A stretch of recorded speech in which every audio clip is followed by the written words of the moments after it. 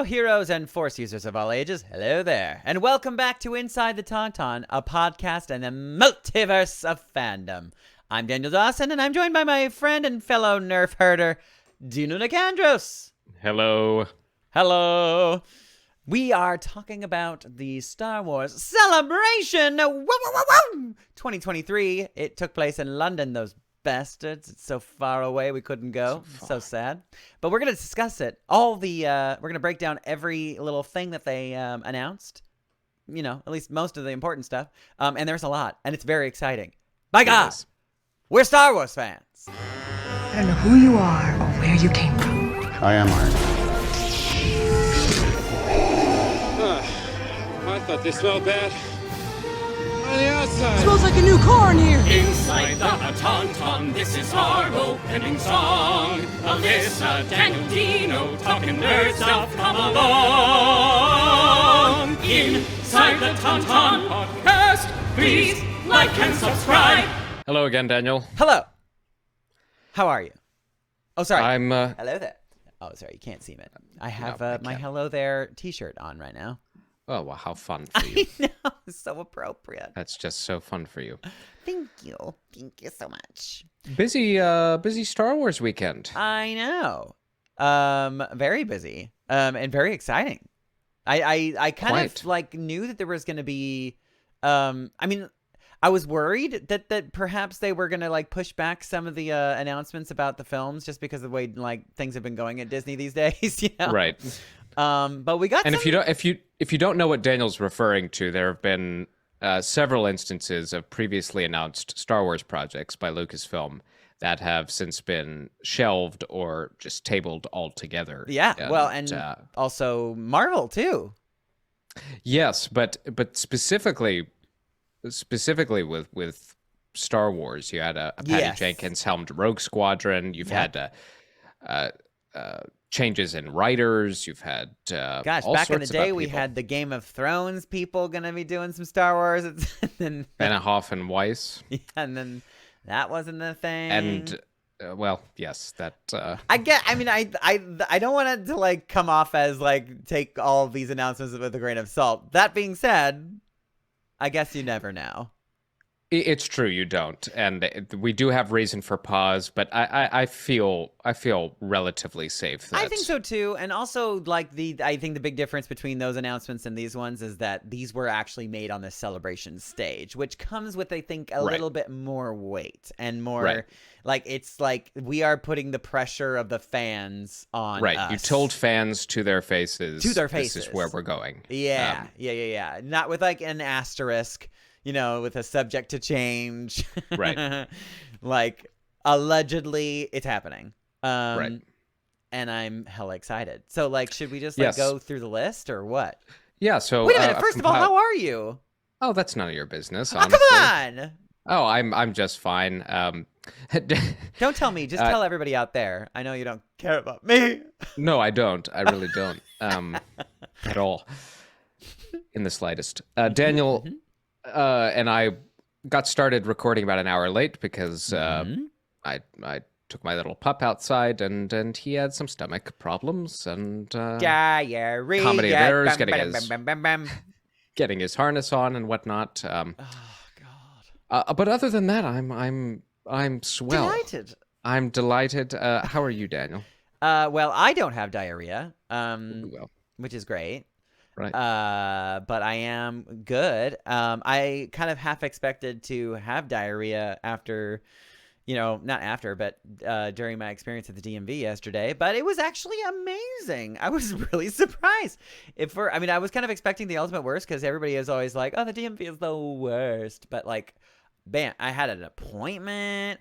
I like walked right past the line. I was like, ha ha, suckers, suck my ass. And I like got in there and like sat down and waited for my number. The number was called in like less than like 2 minutes. And then I went up there and did my thing. took my picture, the lady said, "Ooh, you had a nice picture." I was like, "Thank you." I was like, this is really the best DMV experience I have ever had. I made sure that they knew. I was like, I am very delighted. I was like, I'm just gonna come back here on the weekends now. You guys are Don't do that. yeah, I guess I'm not that bored, but yeah, that was nice. I got my stupid real ID. I know it's like. Oh, I still have to do that. I know. I did the whole. Go ahead. Oh no, I still don't really 100% understand like why, but also like because there's still like my sister believes that like if you have a passport then you don't need a real ID. I was like, no, I'm pretty sure it doesn't matter. I think you need because in order to get the real ID, you actually like have to like present your passport as like one form of identification. One of so the it's like, right. I think that means that you're wrong, but I don't know. But yeah, starting 2025, everybody has to have one. Womp womp. Yeah, but I was up for my, what do you call it? My renewal, so I figured I might as well. I did the whole change of residency appointment where oh right, because you're a New where Jersey you just kind man of now. right, you kind of transfer everything over, and they wouldn't let me do real ID at the same time. So I got a New Jersey driver's license, but I still have to go back and get. I hate that. It's horrible. Why? But why though? It's so stupid. Lame. It's so sauce. dumb. Yeah. That's anyway. dumb. Yeah. What's not lame sauce? The other stupid thing. Yesterday I was cleaning out our work washing machine. Okay. Very fun. Was it full? No. It just. Oh, you mean cleaning it? Full of gross. Yeah. Because apparently I people see. are like leaving the door closed, after the wash, so it gets all mildewy and. Bleh. Those bastards. Yeah, it's fun. Yeah, so just giving you a taste. It's not always Star Wars and Marvel here at Inside the Tauntaun. Sometimes you gotta do this. No, sometimes it's diarrhea and cleaning out washing machines. Exactly. We're all very real here. We're real people, just like we're you. Real people, and we're real people who are very excited about a long and exciting slate of new Star Wars projects. What a transition! I'm the king of segues. I've been called that. But let's start with television. So I've kind of compiled a list here. Good, thank you, because I have no idea what the hell some we're big talking announcements. Some of these were previously known and just getting officially confirmed, and some are right out of the blue. And whoa! And really focus the picture on what to expect going forward. So, as far as TV goes, we've got Andor season 2, which of course we knew was coming, right? But now it's got a date, sort of. The date is still up in the air, nebulous. But they're going to finish filming in August of this year, and I imagine it's at the earliest going to have a spring release next year. Yeah, that was the. Oh, I thought that they said. Am I crazy? I thought we thought fall. No, could be. You might have heard correctly. I don't remember, but I think they said, at least like 9 months of post production, if not a year. So yeah, that would fall under your timetable. So that's exciting news. We've talked about Andor and how it's really unlike a lot of the other Star Wars properties. Did we ever get confirmed whether or not that was going to be the final season? I believe it is. It is. I am 98% sure that it's a 2-season go, and that it. And what my understanding was that Tony Gilroy the creator of the show, was being interviewed at some point this weekend, and he said each 3-episode arc is going to jump a year. Oh shit!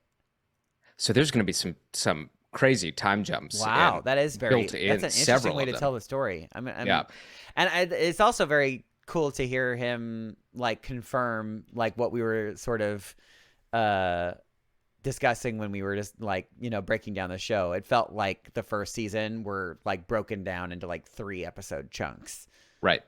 And so the like arc formula, that 3-episode arc formula is going to return, and but with jumps. but with jumps, which is really interesting. And knowing from the mouth of Tony Gilroy and Diego Luna that this will end immediately up against Rogue One. That's so fun. So it's going to take us right into that, which is what was the exciting. Opener of that? Oh yeah, the opener was Jane Erso as a kid. Is that right? Yeah. And then right. So we'll see. Or maybe it'll end like where we first find Diego. Right. That's my suspicion. Yeah. Right around then. Yeah. So they showed off some footage there that they didn't release to the public. A lot of moody. Not fair. I can afford to go to London right now. I will say that's my criticism of Celebration right now. In years past, yeah, we went on such a roller coaster ride with this. I'm thinking all the way back to Celebration 2015 in Anaheim when they were launching the sequel trilogy. Those panels were Force Awakens stuff. Those were all live panels or live streamed panels. I believe so. And I believe there were portions of it that weren't though. There were portions, but like a lot of important stuff was. Yeah, absolutely. And then, the trailers, like the cast, like coming on stage and all that stuff. Yeah, I'm pretty sure all that stuff was live. Do you remember in 2017 if it was? Because I was there in 2017 and I never watched any of the live stream. I don't remember. Oh, you talking about the one that was in Florida? Yeah, The Last Jedi. I did not see. I don't remember how much of that panel was. Yeah, honestly, I can't remember either. Something makes me feel like it wasn't, because otherwise I probably would have been watching it. I think.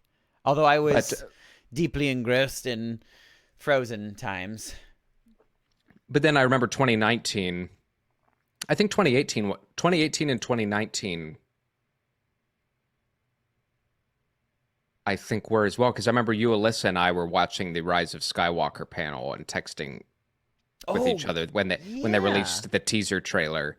That's right. And then Ian McDermott came out on stage. Yes, I do remember. Anyway, the point being, it was disappointing that Disney decided to not live stream most of their major panels. I know it's probably pointless to theorize about it, but there has to be a reason. I'm just curious what it was. I don't know what that is. Like these, because like what do they benefit from not? Well, right, because the inevitability of it all is. Because Lord knows they get like advertising on YouTube and all that stuff, It's right, but there's an inevitability that the footage is going to show up online anyway. Yeah. But it's not. It's going to be that like really horrible quality footage. So the first time people see it, it's going to be crap. Busted. Yeah, or at least. So not why as not cool just get ahead of the game and capitalize on it? And I texted you and Alyssa. Somebody on Twitter. You're giving the reasons for why you should legalize drugs too. Yeah, right. Because then it's it's better, it's controlled, and right. It's exactly the same thing. It's exactly the same thing. Yeah, give us our drugs, Disney. But I sent you and Alyssa a tweet I came across early in the weekend that said, "Gosh, I wish Disney had a platform in which they could live stream everything and people could purchase like online tickets or something to." Yeah, what a shame. What a shame. Wouldn't it be cool if they had a platform to do that? Yeah, I mean, truly. Anyway, I digress. They really kind of like dropped the ball on that opportunity for a little extra money making. I mean, it's kind of surprising. I wonder if there's some sort of European like streaming laws that we don't know about, or I don't know. Maybe there's some or maybe they were just worried that if there was like a lot of good streaming that more people wouldn't come to it because London's far away and like most of their fans are in and United then I States. heard reports. I don't know. I heard reports that the Excel Center where the Excel spreadsheet. The Excel spreadsheet. The Excel Center where the convention was held in London. Mm-hmm. It was over capacity. Like they. Oh, I believe it. It wasn't a big enough venue. I was gonna say all the pictures I've seen, like it looks like very tight. It looked like mayhem. Yeah. Anyway, I'm sure it was very fun. So it was disappointing that a lot of the information we gleaned either came from official press releases or shoddy footage on social media. But anyway, still exciting nonetheless. Yes, exciting nonetheless. Yes. So that's Andor season 2, probably August. Either somewhere in the spring to summer of 2024 release. Yeah, yeah, 2024.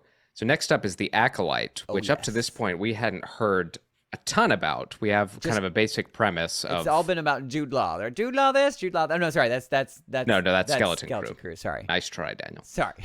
No, it's all right.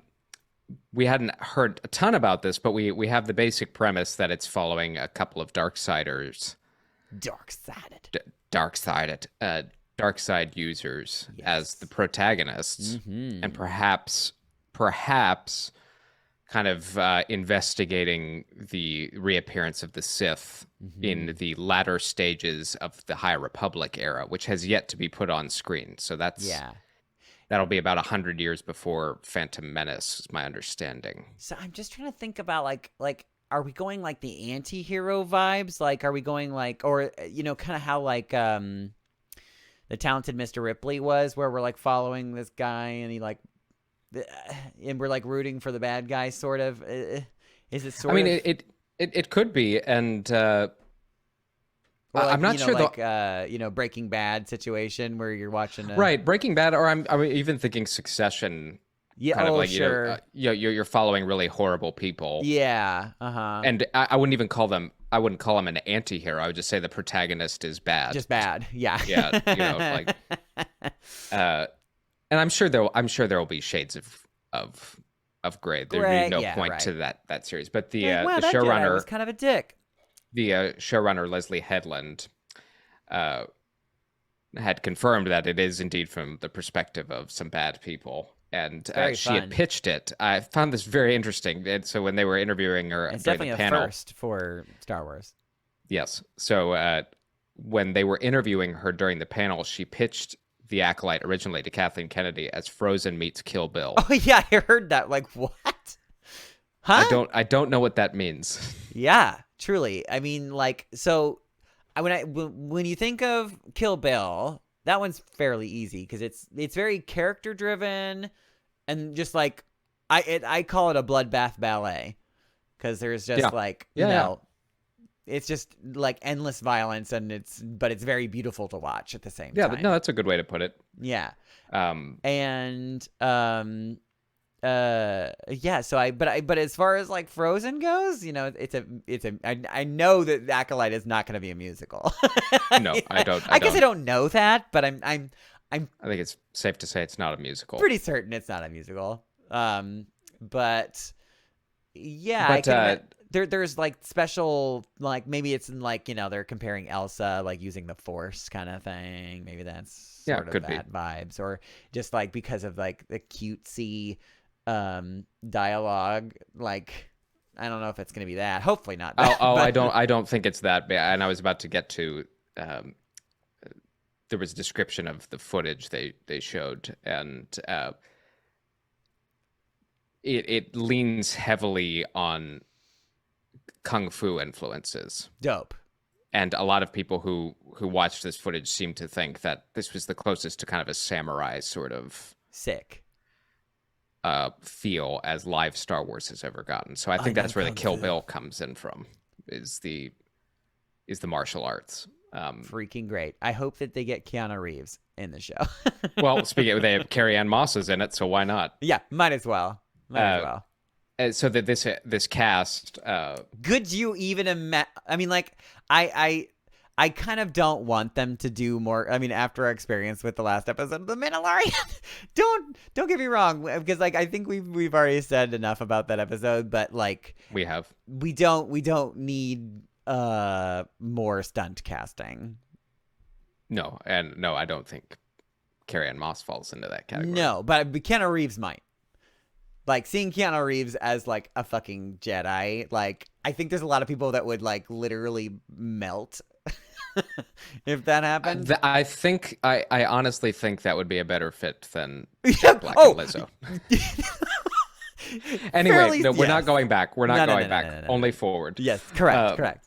So the main cast of The Acolyte features Amanda Stenberg, Daphne Keane, who you'll remember was in the film Logan, was Wolverine's clone. Oh, yes, right. Carrie Ann Moss, Lee Jung Jae from Squid Game. Sick. I love that guy. And this weekend, it was revealed that Jonas Suotamo, who plays Chewbacca, he took the Chewbacca mantle from Peter Mayhew, is back as a Wookiee Jedi. Oh, he's coming. Oh, that's adorable. That's very cool. I love that. So he'll be playing a full-blown Wookiee Jedi. I got really excited because I thought that maybe there was some connection with the Wookiee Jedi that we've already seen, but it's not the same time period, and I'm an idiot.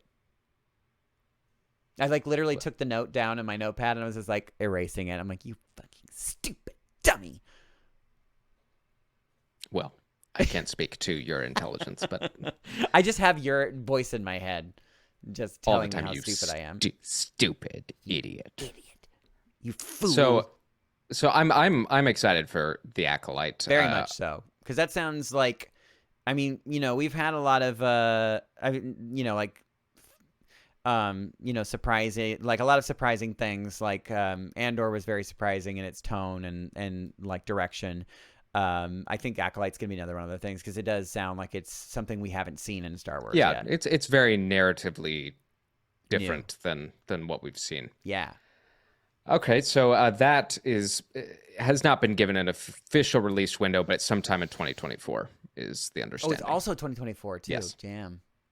That's until further notice. Busy year. All right, so next up we have Skeleton Crew. Yes. Which There's Daniel Jude Law. alluded to.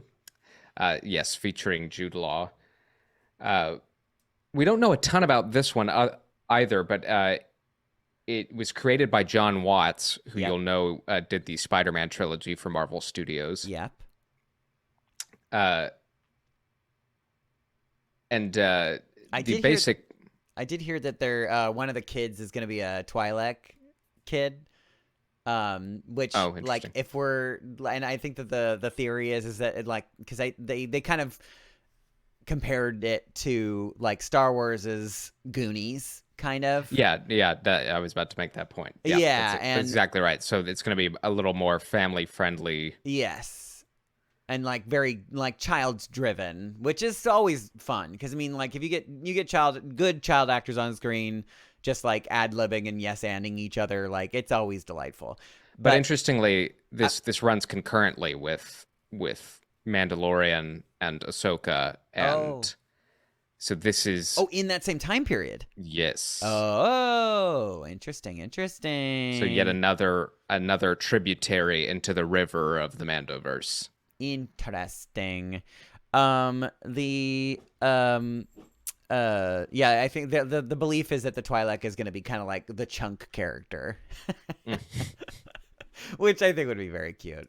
Yeah, that's funny. Come on, do the Twi'lek shuffle. Come on, guys. I think that's going to be could be very cute. I believe Skeleton Crew, they're shooting for a release date sometime this year. This year, in the back half of this year. Oh my gosh! Wow! And so crazy. It has we undergone haven't seen anything from it yet, basically. Well, yeah, and they showed footage again at Celebration, but we haven't seen a trailer of it. What do you know what they showed? Is there any word about that? Because I think I missed that completely. And I thought, interestingly enough, I'm scrolling through breaking news. No, I have some just Twitter links open for each of these. Oh, sure. These shows, and this footage apparently showed the four kids vaguely being asked if they want to go on some sort of adventure. Cute.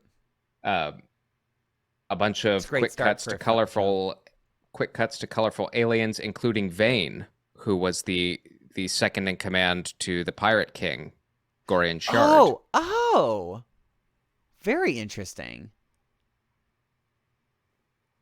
Fascinating. Very fascinating. Yeah, I mean it's very vague. I don't know.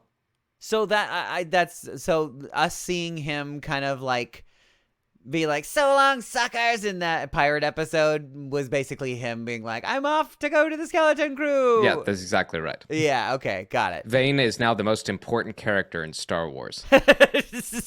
Obviously. Obviously. But yeah, it says tentatively 2023. So Wow. Holy cow. we'll see. Next up, I think this is the one as far as TV shows that got everyone in a tizzy. Ahsoka. Oh my God. The Ahsoka series. Freaking can't even. Which will be debuting in August of this year. I mean, that trailer, man. I know that trailers kind of like put their best foot forward usually, but like that was one very beautiful foot. Yes. They are. I mean, it's a what am I trying to say? I am Dave Filoni, man. We know that this is his baby. Like Ahsoka is his baby. And like we know that the reverence of with he's probably treating this show. So it just the hype is real. I'm nervous for him because like I think he knows that we know how much he cares about this character, so like he knows he has to get this right. But I think I have no I'm sure he's going to land the plane. It's going to be incredible. It just looks so freaking good. It looks film quality. Yes. So it's coming into focus. What we kind of guessed as to what Ahsoka would be about. Yeah. Her mission being laid out at the end of the animated show Rebels, where she is intent on going to find Ezra Bridger, Right. Who, if you didn't watch Rebels, and this is a spoiler for you, but Stupid fools. Ezra Bridger and Grand Admiral Thrawn are whisked off into hyperspace by these giant Whales. space whales, and Which really that's sounds exactly silly, what happened. but Yes. it is incredible. That's exactly what happened, and You don't even bat an eyelash. You're like, yes. No, it's like Space whales, got it. I'm ready for it. Incredible, honestly. It's so good. It's so good. You need to watch it. And really, before this show, truly, like, and there was an interview with Dave Filoni, and he said, there is one specific episode that you probably should watch, like where something sad happens. He says to Kanan, who is basically Ezra's master Teacher. in the show. But if anything, like the last season for sure. But it's really short. Just watch the whole thing. Just I trust mean, us. they've been building to this for a long time, and while Ahsoka is looking for Ezra, Diana Liano Santo returns as Morgan Elsbeth, who was introduced in season 2 of The Mandalorian as a servant of Thrawn, and she will also be looking for Thrawn simultaneously to bring him back from wherever. Oh, so she doesn't even really know. The understanding is maybe she does know, and they don't yet have a way to get there. Okay. Because the Purgles took them to like a part to the of unknown galaxy. regions. Yeah, probably. sure. Yeah. Wild space, An as it's unmapped. colloquially called. Interesting. But the footage showed. Wouldn't it be crazy if it was something like Exegol or something like that? You know what I mean? I was literally just like popped in my head because like we're trying to like I know that Dave Filoni is slowly trying to, connect the dots to the sequel trilogy, and you know how we got that like Exegol is this place where they're doing the thing with we're reviving Palpatine. And there's only one way to get there, and you have to know how. And the only way to know how is to get the little Wayfinders. The Wayfinder, yeah, And I wonder if they're gonna maybe. I don't think my uneducated opinion is that it probably won't be Exegol, but they're setting up the unknown regions because that's where the First Order resides. Kind of comes out of the shadows. Totally. They strike from the unknown regions, and the First Order is comprised of former Imperials and Snoke. And I find it interesting and we'll talk about this when we get to the film portion. So maybe actually let's shelve this part of the discussion. It's nice to shelve. For some of the film news, because Yeah. this will be relevant for that. But the footage showed a ton of really cool stuff of Ahsoka doing kind of her trademark throw the lightsabers into the ground and spin around to cut a hole. Sick. And Totally sick. She did that in her in the final season of Clone Wars too. Right. We see Genevieve O'Reilly back as Mon Mothma. And she looks amazing. She looks awesome. She's getting a lot of work in this post-Return of the Really Jedi world. is. I mean, she's brilliant too. She's Really, really good. Again, another highlight of Andor was her performance. very much so. We get our first look at Mary Elizabeth Winstead as Hera Syndulla. Freaking amazing. She looks perfect. We see Natasha Liu Bordizzo as Sabine Wren. Also perfect. Like perfect truly, you look at casting. side by sides of these characters. They look like to the T. It's incredible. Good cast. And then we get our first live action look at Chopper. Oh my God, Chopper! I'm so excited. Oh man, Their I little love him. B1 droid or C1 droid. He is a terrorist. He's a little terrorist. He's a pain in the ass, but Yes. very cool to have the Rebels cast assembling. And you see if you're eagle-eyed, you see a very brief hologram of Sabine watching a hologram of Ezra. Yeah. Very sweet. And then a cool shot of the mural that Sabine painted. I of love them how as well. it looks, at least in live action. It looks like very similar. It to looks the well. It looks cartoon. like the animated. It's exactly it. Yeah. I mean, it looks like the. Yeah, I love that. It's a nice like way to sort of blend the two like styles together. You know. Right. Yeah. Now there's two interesting characters who emerge, seemingly tied to Morgan Elsbeth and maybe even Thrawn himself. Yeah. So Ray Stevenson, Mm-hmm. who voiced Gar Saxon on Rebels. Oh right. Ray Stevenson is playing a character named Balon. Right. Okay. And Or we Balin. know nothing about her, right? No, well, Balin is a man. Sorry. Yes, him. Yeah. I just call everybody her. We don't Well, know fine. her, right? Well, I don't know. But Balin seemingly plays some sort of dark Jedi figure. He's wielding an orange tinged lightsaber, Which is also kind of a mystery. well. And Dave Filoni was asked about it on the convention floor. And Oh yeah, what do you said- have to say about it? He said that obviously the color is not accidental. Well, yeah. And he Could you even imagine? referenced He's just like, oh shit, we totally missed. he referenced Our color watching corrector is the fire. original. He watched the original trilogy growing up, and at times Vader's lightsaber would kind of appear more orangey in hue than red, and that was more a product of the special effects at the time. Sure, but he's actually But, trying to create like a real thing for it. But he said the reason for an orange saber might mean there's more to these characters than meets the eye. That perhaps like there's some. perhaps good the in them. crystal takes on the personality of I mean, there is of the precedent wielder. for that. There is. Yeah, There is. I mean, because we've talked about it on the show before, but the kyber crystals, at least for the Sith, are like they're basically like tortured souls. right. Well, Yeah, to get the red kyber crystal, it is tortured kyber. yeah, right. It's we've learned that kyber crystals are sentient almost, Yes. and And yeah, if we're talking really, about midi-chlorians and stuff like that, like they're probably talking to each other and they're like, hey, this guy that's using you right now is a total dick. And then they're like, yeah, red. And then like, they're like, but you know what? He might be kind of nice. And they're like, well, let it maybe orange though. Maybe Right. it's that. well, and yeah. So the feeling is that he's some kind of dark side user. Yeah. And then we see I mean, he's who's fighting seemingly- Ahsoka, so it feels right when we yeah. see.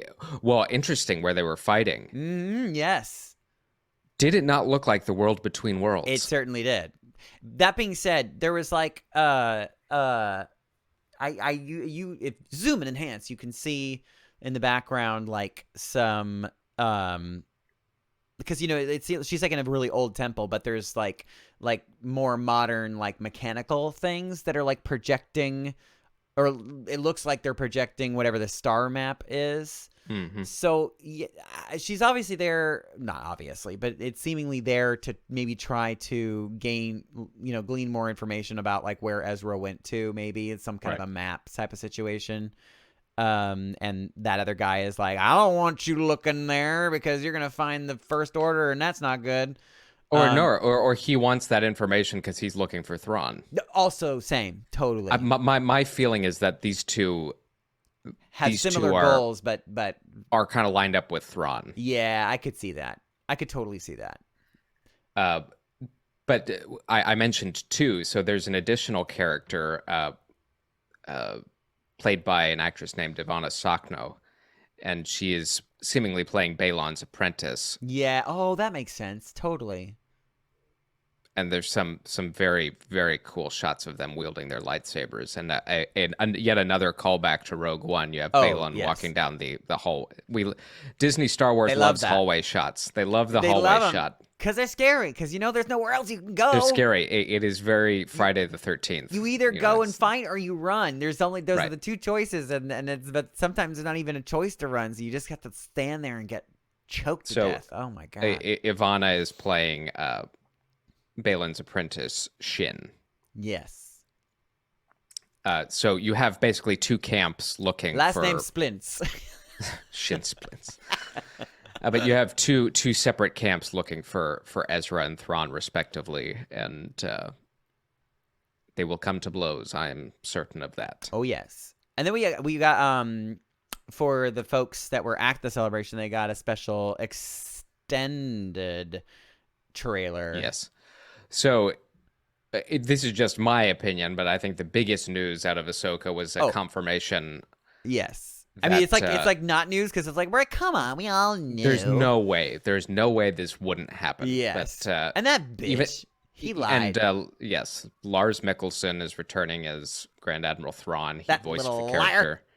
And he said repeatedly he had no idea what was happening with the show. So he hadn't been contacted. With feces. But he made a triumphant appearance on the stage at Celebration, and that is exciting news. Yeah, even with the blurry ass images that we got to see. Well, we got a little higher res video from somebody on TikTok, and he looks good. He looked good.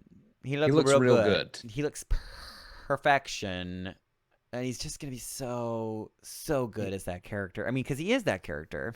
Yeah, he is. He's been that character for years. Yeah, truly. So just like stepping into it is going to be really exciting development. Oh man, there. Yeah, that's a thrill. And the timing of this. Oh my gosh, that's so interesting. I just had a thought in my brain. Yeah, I think I don't know. I'm kind of like, I don't want to like call it, but I'm going to call it. I think that we're going to see Thrawn at the end of the Mandalorian season. I think that just the timing of his announcement, you know what I mean, is like, you know what I mean, like right before the finale of the Mandalorian. I think that there was a reason for that.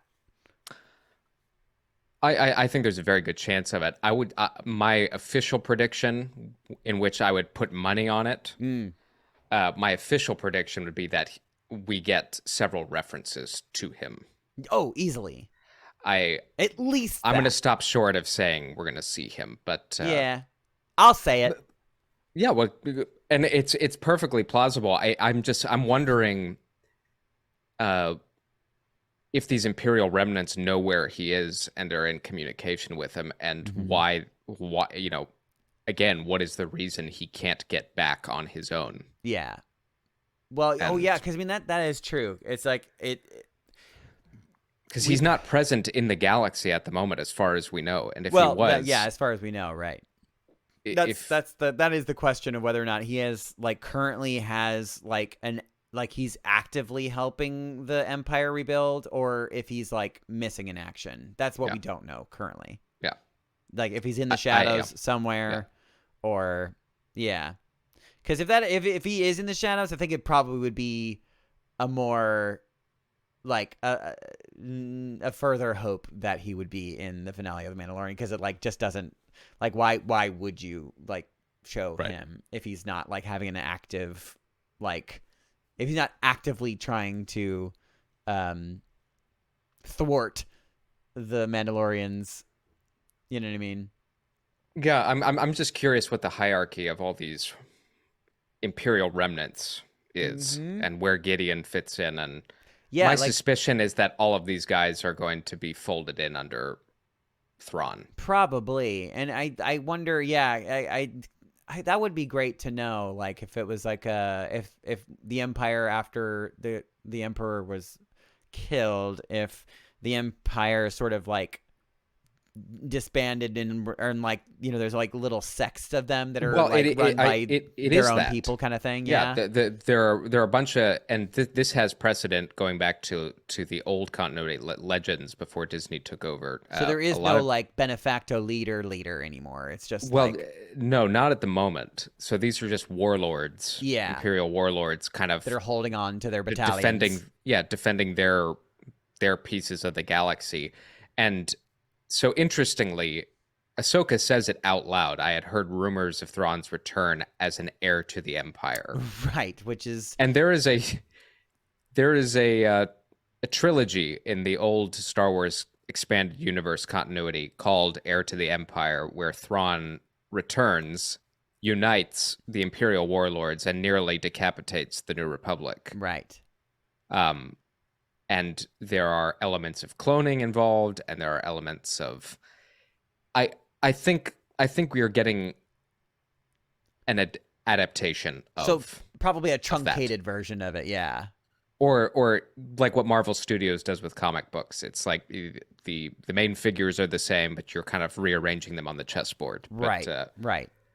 But it saddens me to believe that Thrawn is going to be like a part of like building the First Order, and then like the Emperor is just like, I'll take it from here. Thanks, Thrawn. And then Thrawn just dies or disappears again. Well, yeah, I mean, my suspicion is that Thrawn gets taken care of before. I think he has before to the be. Events. Yes. Either that or the frickin' Purgles take him again for another like 20 years. Which that would be so silly, but you know what? Fine, do it. Because honestly, I love Thrawn. I think he's pretty cool. But I think that would be another, like, if he came back like after the Emperor, and be like somehow Thrawn returned. You know, it's gonna be the same exact thing. No, I think this is going to be your big villain in between Return of the Jedi and Force Awakens. I think in that you're right. 30-year span, I think Thrawn is kind of the threat. I think you're absolutely right. I mean, if it's any indication, like, or you know, what's his face? Oh God, the gunslinger, blue-faced gunslinger. Cad Bane. Cad Bane. If Cad Bane was any indication, like, man, they off that guy real fast. Well. I mean, technically not that fast, because I mean he's been around for like, you know, what, 60 years of continuity. Yeah, we got very little of him in live action, but I'm not sure he's. That's, you know what? I know. We talked about that before. I'm not sure. I'm not sure either, because he's been kind of, you know, he's been rebuilt a few times, and he's got some little bells and whistles, and I think that, like, because he's an alien, he's got several different hearts, you know. So who knows? Who knows? Well, and we've talked about it, but you'll notice that the tubes that feed, you know, into him. Mm-hmm. He applied those to protect himself from being force choked. Right. And people were like, well, what, can't a Jedi squeeze the tubes? It's like, well, no. And Dave Filoni explained this. He said, I mean, yes, a Jedi could technically strangle him, but their first thought is to go for his throat. Right. Which buys him enough time to shoot somebody in the head. Totally. Easily. You know what? Like, it's really, really smart use of a really cool costume. Anyway. Totally. So Cad Bane is coming, and confirmed. Right. Cad Bane is going to be like boyfriends with Thrawn. But anyway, so we have. But anyway, we're just gonna breeze right past we're not that. going to touch that fanfic. What so a weird that's- show that would be. That's kind of the rundown of Ahsoka is bringing Ezra and Thrawn back into the galaxy. Oh man, that's gonna be wonderful. What else did we see? So- Oh, we also got to see in the extended edition of the Ahsoka trailer, we got to see the Purgle for the first time. Yes. At least like, in the Yes. flesh as opposed to like a shadow in the Mandalorian, which is very cool. Very cool. Staying on the television front, as far as animated goes, we got our Bad Batch season 3 confirmation. And a confirmation that it is That this is indeed the end. the end. Yeah. This will be the last season of, and I'm curious to see. It kind of felt like that because we were just texting about this, but like it felt like this season was sort of like the first season was let's spread our wings wide and just see like where the spaghetti lands. The second season was just like, okay, now we're getting a little more focused because we know what the end is, I think. And then that's confirmed because we are ending next season. Which, interestingly, when Dave Filoni was talking about it at the panel, he said the end of this part of the story. Which is interesting because we are could we- allegedly could we getting be another moving clones into- show. With Rex, perhaps. Yeah. Uh-huh. But as far there's as like a clone rebellion or something like that. Did I hear that right? well, see, that's what we thought was going. That we thought that's what Bad Batch was going to be. Yeah. If you go back to our discussions about season 1 of Bad Batch, I think I said several times, it's like I think this all ends with the clone uprising. yeah. Like that's what Bad Batch should be about. But Bad Batch was just, in fact, about the Bad Batch. Yeah, And- right. Imagine that. I do think that that could be a nice like end teaser type of situation. Like we find out like where they're all gonna end up, and then they're like, but there's also some kind of a hint that there's an uprising like on the horizon. And so they showed footage. They already had a teaser ready at Celebration. They showed footage for from season 3. from season 3. Oh, damn. Featuring Is it coming next year? either the end of this year or early next year. Oh, wow. Because they've got a Already? lot of it done. Like they had enough to put a trailer together. Wow. So there was shots of Mount Tantus, which we just talked about if you listen Right. to our Bad Batch breakdown, where the Emperor's cloning facilities are. And the Emperor shows up himself and is talking to the good doctor about keeping this facility secure because it is the most important work being done. I bet it is. I bet it is. He's like, this is kind of a big deal for me. So I need you to land this plane. And then as you know, Omega and Crosshair are in captivity Right. on Mount Tantus. So And Tech is still falling. He the has not stopped the falling. unfortunate bit was it sounded like the trailer did confirm it. Well, if not confirm that this Tech death is permanent. We'll see about that. I think it should be, but I know you're probably right. I mean, no, honestly, I think you're right because it would cheapen things. But Right. I mean, they've done worse. they've done worse. But that's Bad Batch will basically be about getting Omega back, and then probably finally laying the groundwork for the doing away with the clones altogether. We've kind of been moving that direction, just more slowly than I anticipated. But Yeah, I really do wonder though, like where Omega fits in the rest of the story post. yeah, where's the the finality? Because again, I suppose it is possible that because they're not gonna she they're not gonna kill her off. no. There's just no way. But she doesn't take part, as far as we know, in the sequel trilogy. So Yeah, I am very it's anyone's curious. guess where they go. Yeah, we'll see. So that's the television bit. That's a lot of content. It is. Yeah. Oh wait, no. We also missed Vision season 2. Oh, I'm so sorry. Yes, Vision season 2. Yeah. Which Big deal. they're assembling. Which honestly, like Visions 1 was dope, but season 2 looks insanely cool. Yeah. Like we're getting a freaking we're getting a Wallace and Gromit like chicken run episode of Star Wars. And then there's one that looks hyper realistic too. Yeah. I have no indication which one that is, but Me neither. But it looks phenomenal. If you guys didn't get to see this first season of Visions, it's worth it. And Wedge Antilles is going to have an episode dedicated. Oh, cute! To him. That's fun. I hope yeah, Lars does too. Yeah. Good old Lars. Good Lars. But yeah, it's definitely worth the watch. It's super short too. It's very easy. Yeah. Oh, we're also a little 15-minute. Confirmed that we're getting another Tales of the Jedi season as well. Yes. Which is very much worth the watch as well because it's super short. We don't know who, which Jedi that will focus on. Yes. But, that was excellent. The reviews for that were excellent. Yeah. Off the chain. That was good storytelling. Very, very good.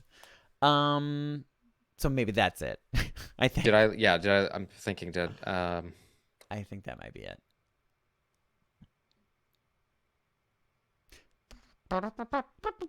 Yeah. All right. So we move into the film sphere. Yes. Where probably the biggest revelations of the weekend came from. And as we've talked about ad nauseum, Star Wars filmmaking in particular has been on rocky ground since 2019. Yeah. The Rise of Skywalker was the last Star Wars film in theaters, and then we had a pandemic, and then a slew of creative upheavals. Yeah. But it finally seemed like this is a big reveal, I think. Yeah. Star Wars coming back to the big screen. So the first one, I say the first one just in this list, we don't have a firm timeline of when each of these movies are coming out. But we do know what timeline they're going to be taking place in. So the first one, as of yet untitled Star Wars film, it's set 15 years after the Rise of Skywalker, which indeed does mean that Daisy Ridley will be returning as Rey as she attempts to rebuild the Jedi Order. And I'm trying. I want to ask you a bit at the end. Well, I mean, we can just ask you now. Like, out of the three, which one you thought was like the biggest? Like, whoa. I'll answer that at the end. Yeah, because I am curious. I'll answer that. So this is going to be directed by Charmaine Obaid-Chinoy and written by Stephen Knight. And yeah, this is set. This is basically you could maybe call it an episode 10. Yeah, I think I'm not sure they're going to market it as that. But that'll be very interesting if they do. Because I think if they do that, people are going to be like, "Oh, there's going to be 11 and a 12." well, look, here's my thinking. It's that I think if it does well, they'll go for an 11 and 12. The way they're going to structure this, it's going to be a somewhat self-contained story. But I think if it is received well, if they're able to redeem those this characters. is the start of a trilogy. Yeah, I think so they too. have a trilogy in mind. Yeah, I think. And if you think back, if you think that's crazy, I will stop you there because George Lucas originally had a treatment for 12 movies. His idea, original idea was a 12 film. Good God. Now, this has nothing to do with George Lucas, but Star Wars has never been about George Lucas. But I do suspect that this might very well be the start of a. This could be the start of something big.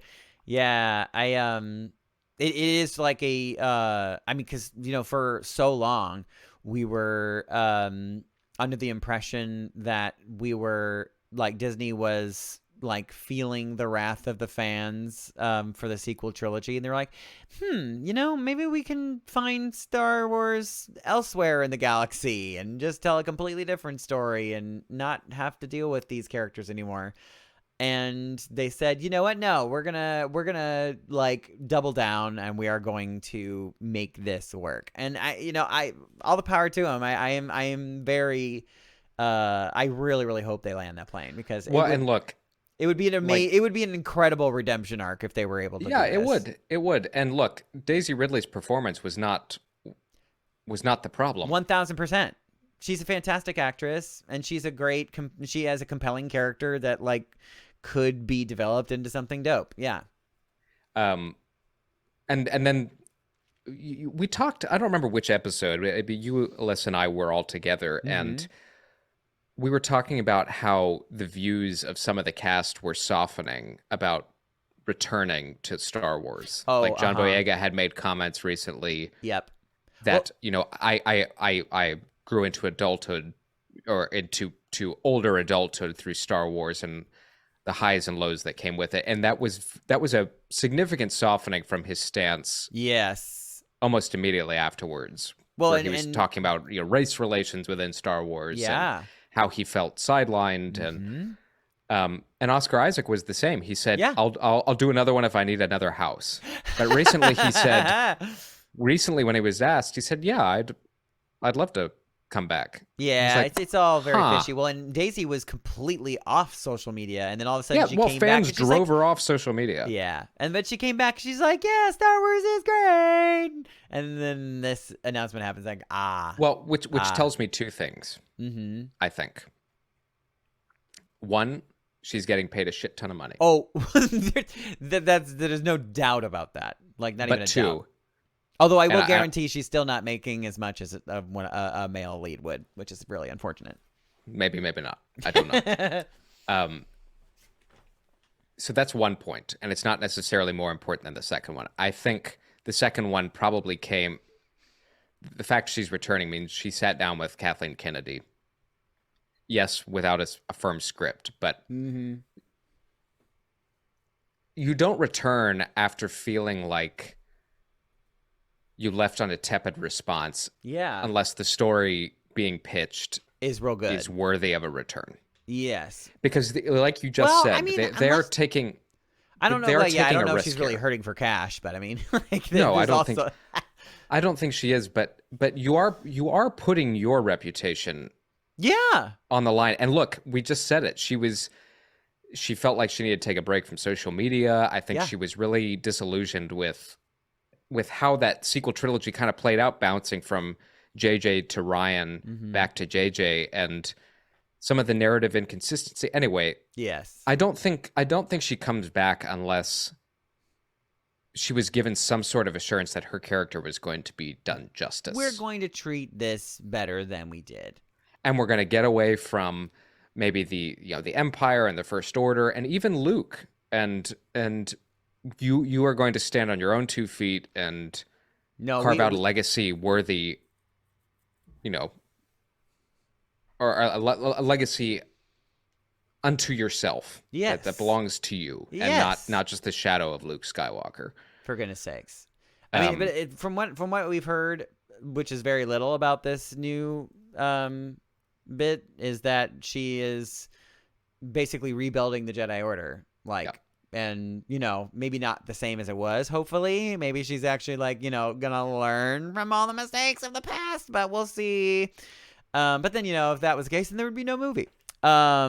But perhaps I'm curious whether or not she'll be, if she will be the main, or if she's gonna have. I mean, she's gonna have a bunch of Padawans, running around. So perhaps the story's gonna be more about them. Is Finn one of them?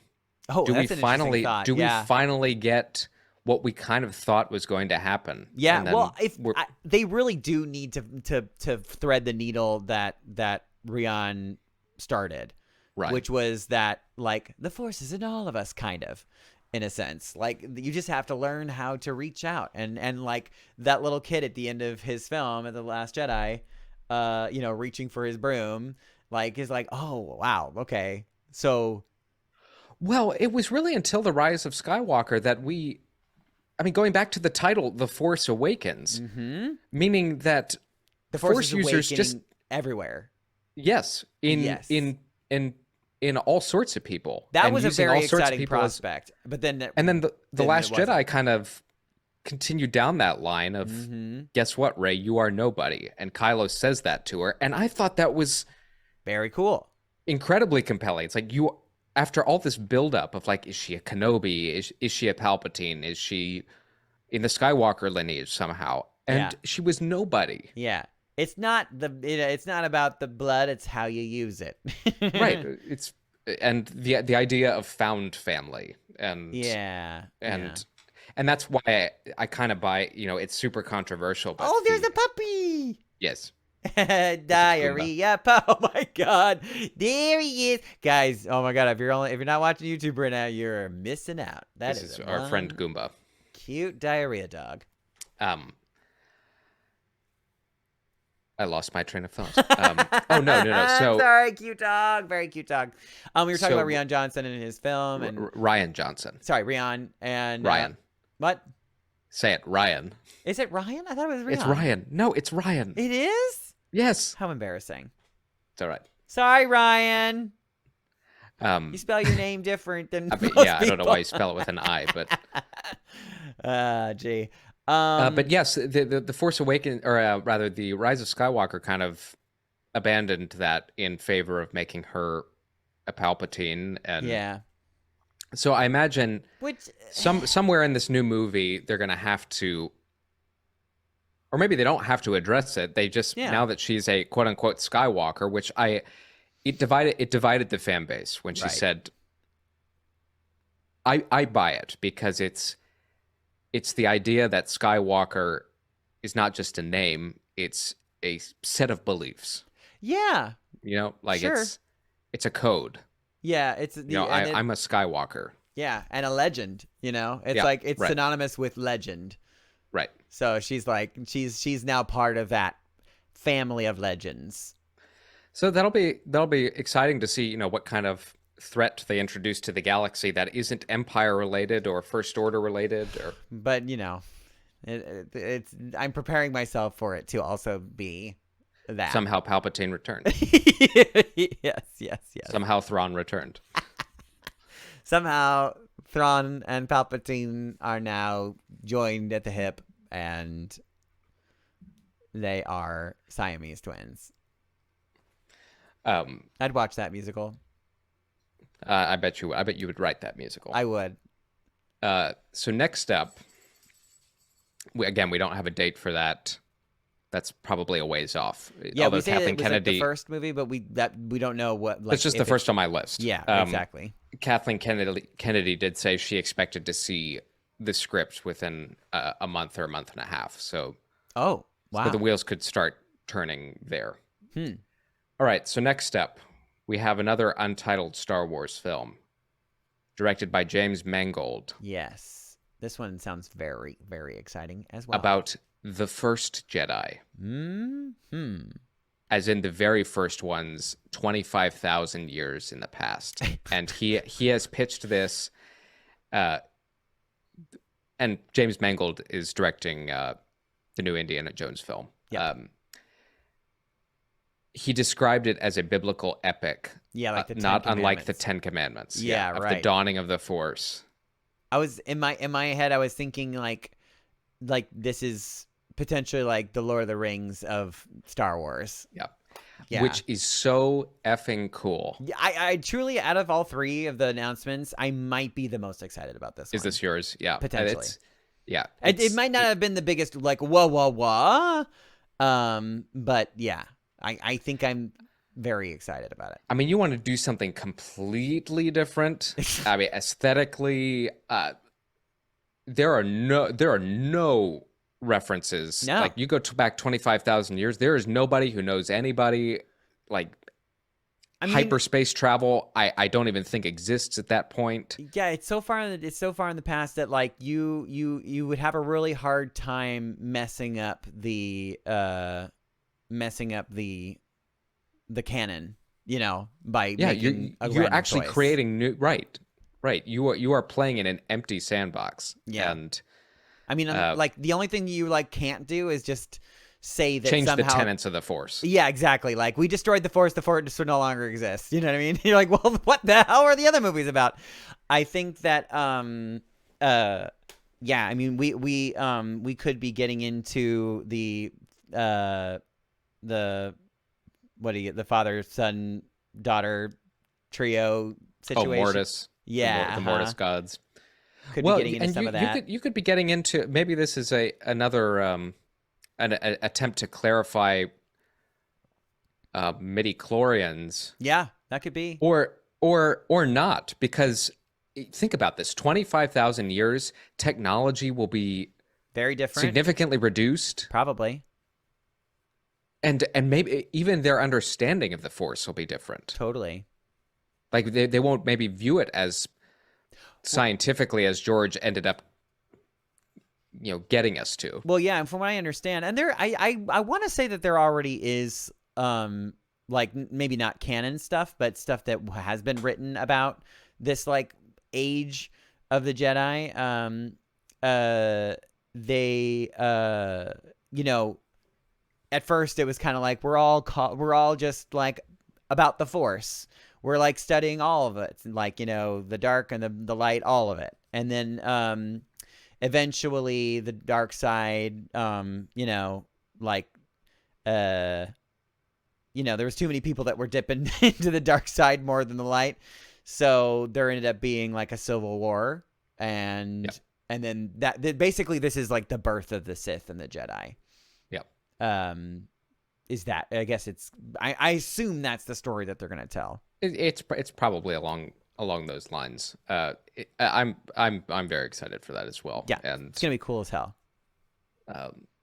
No idea when that's happening. Yeah, and that's a film. I can't imagine doing all of that in one film. That sounds like it's going to be really overwhelming. So this could be like numerous trilogies. Yeah, I mean, it's so early in development that the one thing I do trust with Kathleen Kennedy now is that I think they will, having done their biopsy, or rather autopsy on, or call it maybe a postmortem. That's less negative. Sure. Doing their postmortem on the sequel trilogy, having a unified structure will help them. So I think if we do end up getting, a fourth main Star Wars trilogy, I do think they will have the ending in mind before the beginning is even done written. You would think. And yes, I can hear everybody already saying, well, George Lucas didn't plot out the original trilogy from day one. It's like, no, but after the first one was successful, he's like, added to the story. And then by the end, he knew where he was going. It's not comparable. Literally just watched an interview of him on TikTok talking about, I think this is a pretty old interview, but he was talking about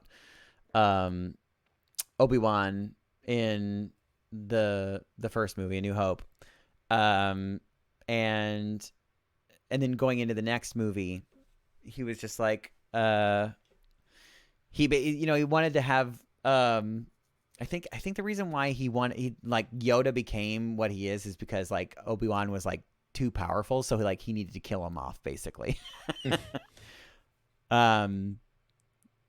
I don't remember that. I'm gonna go back and get that interview and I'll post it because it was a really interesting interview.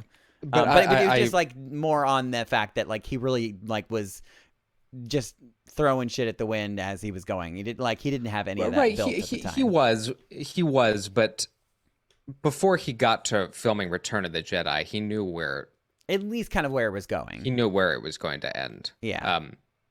And he already had an idea for the prequels. He had been working on the prequels 20 years before, they came out. But the lineage of Anakin Skywalker, all that, I mean, him being the father didn't happen until right before, right? Am I crazy? He didn't. Well, so look, A New Hope happened. Mm-hmm. Which it wasn't called that at the time, but right, just Star Wars. Star Wars happened, huge success, which nobody was expecting. Right, and then he made Vader Luke's father. Yes, right. He's like, "Ooh, this will be fun." And then it all kind of picked up speed after that. Yeah. But all of that and then to it say, became a family story. Yes, a family drama. All of that to say, I think Kathleen Kennedy will wiser this time around and have at least A and C somewhat concrete, and then allow filmmakers to kind of fill in what B is. Yeah, I think you're right. So that's the film about the first Jedi. The no prequel timeline to on end that. all but prequels. looking forward to that. The prequel. Yeah. So the final movie they introduced, untitled Star Wars film, that will be culminating the events of the Mandoverse. The Filoniverse. This is directed by Dave Filoni, and Oh boy. And it was being billed as a film that will conclude The Mandalorian, The Book of Boba Fett, Ahsoka, Skeleton Crew, and perhaps some other shows that have yet to come out in the New Republic era, Rebels, Bad Batch. I mean, this is basically the end game. This is Wars. the heir to the Empire movie. Yeah. Like this And is can you going to imagine be doing all Thrawn that in- against the galaxy. They've got to do at least like a 2-parter for that. Like it's got to be like if we're gonna do like the Marvel thing, we're gonna do like a part 1, which is the what was it called? Infinity War, and then Endgame. You know what I mean? Like it depends on how much they show in how much they choose to put in the shows beforehand. The actual shows. Yeah. This will be very like. I mean, this really hasn't been done very much. I mean, like, can you name many other shows that have led to movies? I mean, like, we got one for. It's usually the other way around, no? Where movies lead to shows. Movies lead to shows. Yeah, probably. I was gonna say it's really, really rare. Like I was gonna say that I never saw it because I didn't watch the show. I know that's really silly, but shoot, what's it called? It's British, and there's like it's a really nice house. Alley. Something Alley. No? British. I'm blanking. I can't help you. You can help me. You know what it is. I can hear everybody out there screaming at me. What is it called? I'm Googling it. Well, it says everything to do with the Star Wars universe. I need to yes. Yeah. While you're doing that important work of God. So yes, this is going to be a culmination event of all of those things, and really the climax of this Heir to the Empire adaptation, with Thrawn trying his best to reinstall the Empire. And I think this is the one I'm most excited for, because I'm actually fascinated at how that you rope all of these characters. I keep on thinking of Diagon Alley, but I know that's not it. It's not Diagon Alley. Oh, God. Well, maybe let it go for the moment. No, I can't. I am excited to see how all of these characters come together, and what kind of epic struggle takes place that happens in between the original trilogy and the sequels, and what state it obviously further weakens the galaxy. What? The reason why I was thinking Diagon Alley, it sort of rhymes. It's Downton Abbey. Oh, Downton Abbey. Yes. That one showed a movie. Yes. That one showed a movie, which is very rare. Like Sex and the City did it. Sex and the City also did it. Yes, you're right. That's true. But I don't know. So yes, there is precedent for it, but it is rare. But I'm not sure that's remotely comparable. But no, I know. I'm talking. We have multiple series leading into a movie. Like I can't think of. No, truly, this will be a first for sure. It's also putting I wouldn't say a burden, but I wonder how that movie navigates needing people to have seen those shows. I think they have to. If they try to make a movie that doesn't require the viewing of I feel like it not cheapens. I don't know. I feel like Dave Filoni is going to make something that like encourages, at the very least, encourages everybody to go and watch. He did say though about the Ahsoka show, he's like, in the interview that I was talking about earlier, he's like, you will there is something for everybody in that show. You will enjoy it whether or not you know what's going on. But, obviously you'll get a deeper enjoyment out of it if you watch these episodes of Rebels, or at least the whole last season. Like, he did have that in mind, where he tried to create, a show that was enjoyable for just the average person sitting down without having to, really dig in. So I could imagine him making the movie that way too, but I don't think that he's gonna, leave all of his long lasting fans in the dust. No, and Kathleen Kennedy had said when she was asked about that movie that it was still about 6 to 7 years off. Oh my God! Wow! So there's going to be time to catch up, but also I think there's some shows we don't yet know about. Probably like a New Republic Commandos. Maybe Rogue Squadron gets. If this is going to be a real pinnacle event, and it's not soon, right? Which I find super interesting. So they're introducing Thrawn now. Yeah. I'm glad I'm really glad that we're gonna get him for that long, because it would be such a shame if he was just like if he went the wayside of. And I do wonder about the release order of these, because from the sound of that. So here's my guess.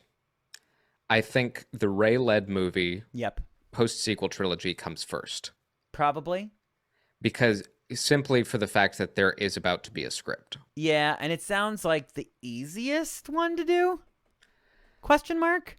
Well, I also think it's not the easiest as far as the fans go, because it but I think it's the least confusing for fans. Yes. Because what I was getting at was you have 3 announced movies that take place in 3 starkly different time periods in the galaxy. And the last thing you need is casual people going, well, how does this factor into this? And wow, Star Wars has really jumped a shark. You need to just avoid the confusion of because that actually surprisingly with very casual fans, albeit, but it happened around the time Rogue One. Rogue One came out on the heels of Force Awakens and right before Last Jedi. Like, it came out in the year in between. Sure. And people were like, "Wait, but how is the Death Star still here?" And like, it's like there was. I mean, to be honest, though, you had to have not watched Star Wars in a very long time to really kind of, especially why does Princess Leia look so young? And I'm like, yeah, what do you mean? And also seeing Princess Leia being super young again, that's what I said. What do you mean? Why is she? You got to be real confused. But if you want to play for the people in the back of the audience, you do have to, I think, give some space and some context for these. The last thing you want to do is treat your audience like they're idiots, but you also, in some cases, might need to treat them like idiots. I think that's what I'm getting at. It's there are good and bad for ways anyone of who doing got that. For anyone who got Rogue One confused with how it fit in with Force Awakens and The Last Jedi. I was like, well, okay, these aren't people that watch a lot of Star Wars. I'll give you a good example of, or a bad example, depending on how you want to verbalize it, but an example of what not to do, like how not to treat your audience, I think. It was in the Quantumania. And having the flashback sequences, you know what I mean?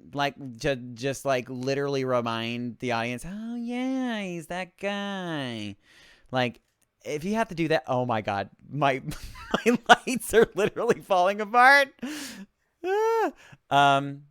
Wow, everything's falling apart. But yes, your point is you get what I say. Yeah, it's well taken. Yeah, just don't do that.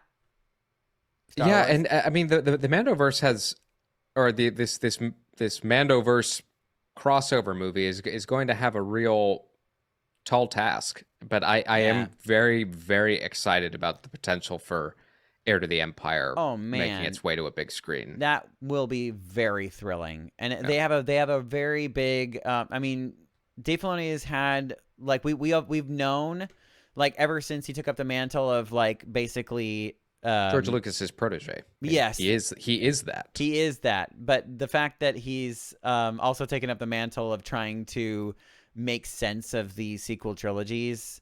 He is more than doubled down. So like, there's just so much writing on this, and whether or not he actually does land the plane as to like making this sequel trilogy make more sense, I think that the end of the Filoni-verse, regardless of whether or not it connects to The Force Awakens really well, it will still be a beautifully told story. Yeah.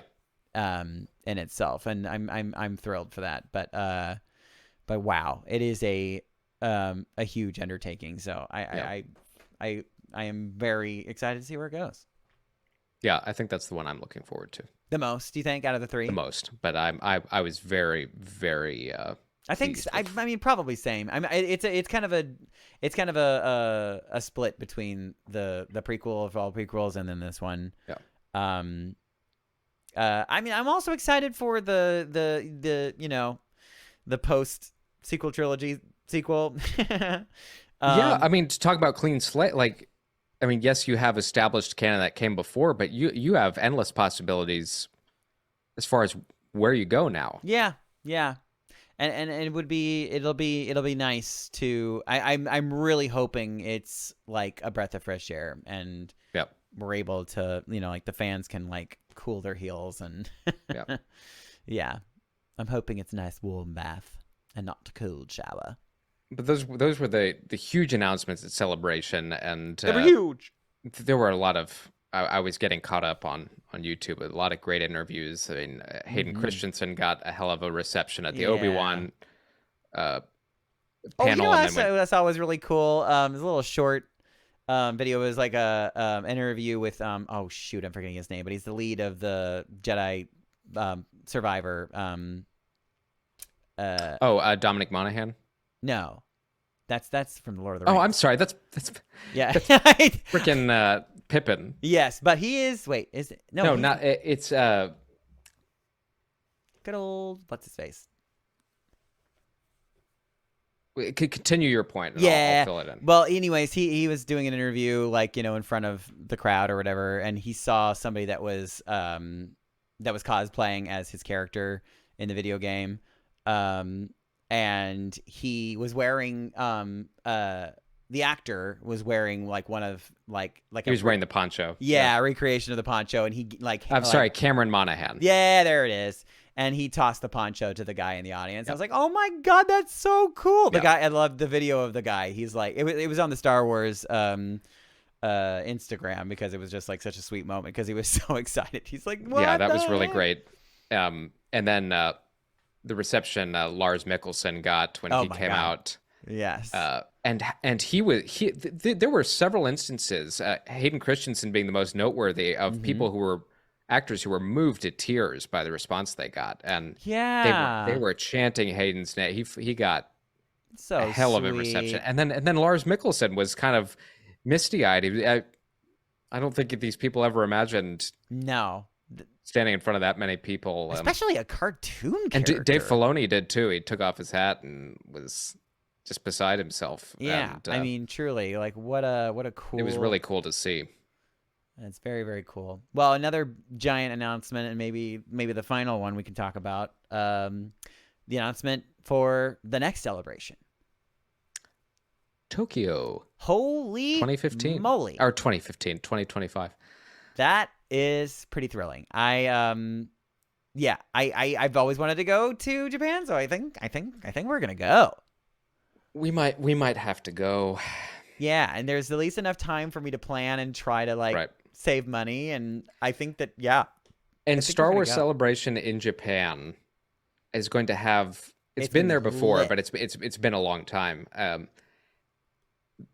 Because of the obvious influences that country and that culture have on Star Wars, I think that the Japanese flair for Celebration is going to be really really cool. I think the cosplay is going to be stupid good. Uh-huh. Yeah, I'm pretty thrilled That's about going to be that. a good time. Oh, man. Yeah, and I'm just imagining 2 years from now, like, all the different things they're going to be talking about. I mean... Well, around that time... one thing we didn't need to talk about is the fact that there was basically... I mean, there was, like, not during the actual celebration things, but, like afterwards, like, Kathleen Kennedy was asked about it, and it was just sort of, like, very flippantly talked about. But they totally glossed over the Taika Waititi movie. Oh, right. It's still in development, too. Yeah, it's still happening. But I'm very curious what that...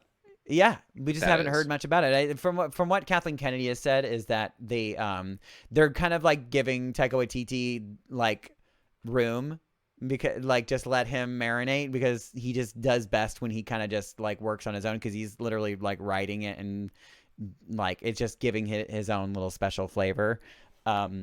So Careful, yeah. Taika. Careful. It'd be really, really good.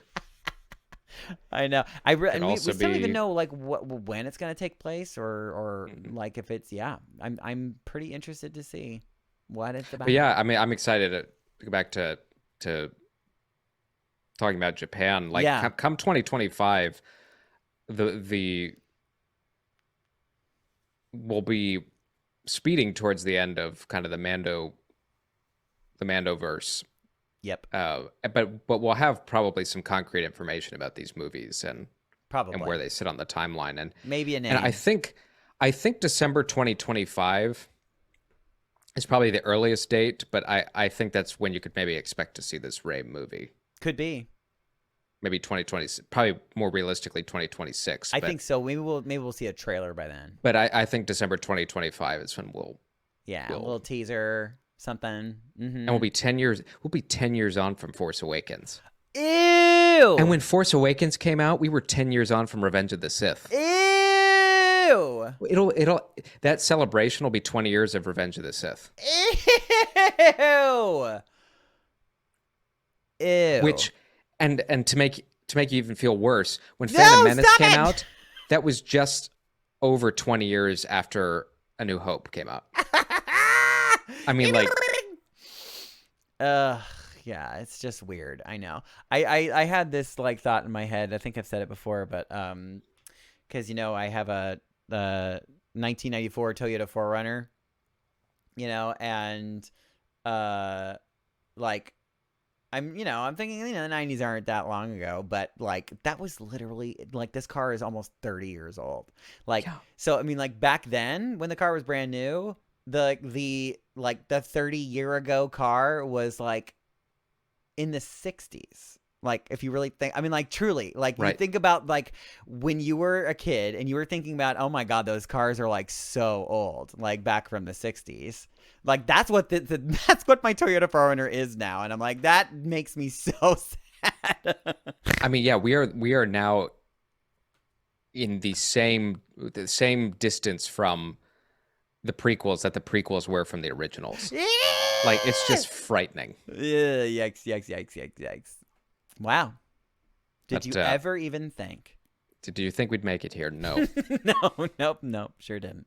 Still have doubts. Yeah, same. My lights aren't. Yeah. Lights are. But it was a great Star Wars weekend. It made me nostalgic for Celebration, and I wish I could have been there with you guys last year. But it's always a good time. It's always a good time, and oh my God, that's right. You were going to be there. You were like had your like bags packed. Yeah, and you were I was there. Wait, what? Yeah, no, and then I booked work, and then That's right. So sad.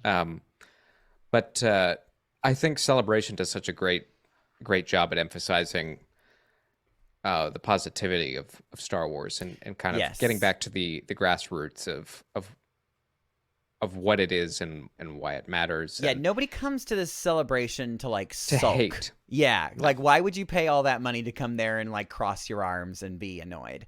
Like that's just like so silly. And I think a vast majority of Star Wars fandom, and we've said this before, yes, they're not on Twitter, they're not on social media. Yes. They just love it. They just love it. And that's who it's for. Yeah. I mean, I mean, and most of them are not like stupid. Like they're aware of the times that Star Wars like isn't It's less than. yes, but we're still having a wonderful time. It's Star Wars. For goodness sakes. It's not serious. This is not serious stuff. It's just fun. No, it is serious. It is serious. And some of it is better than others. That is right. But Star Wars is anyway, Shakespeare. happy. It's like poetry. It rhymes. It rhymes. But happy Star Wars celebration. Yes. Tomorrow, we're recording on a Tuesday. Tomorrow is going to be a hell of an episode of The Mandalorian. Or From the tonight, sound of it, if you're watching at midnight, like I'm like this guy. well, I can't do 3 a.m. So, Oh, you poor little bit. Poor little bugger. but as soon as I wake up, I will catch that in the morning. And Oh man, can't wait to see Thrawn. good stuff ahead. Oh jeez.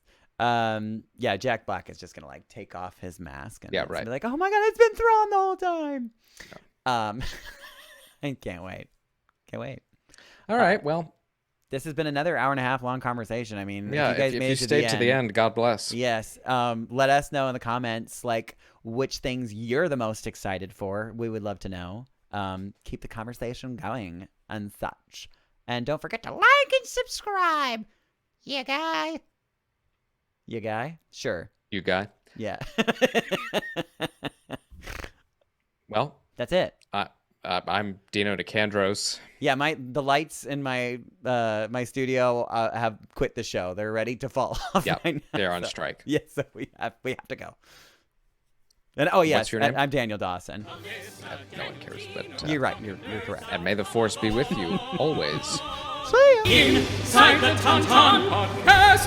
Please like and subscribe.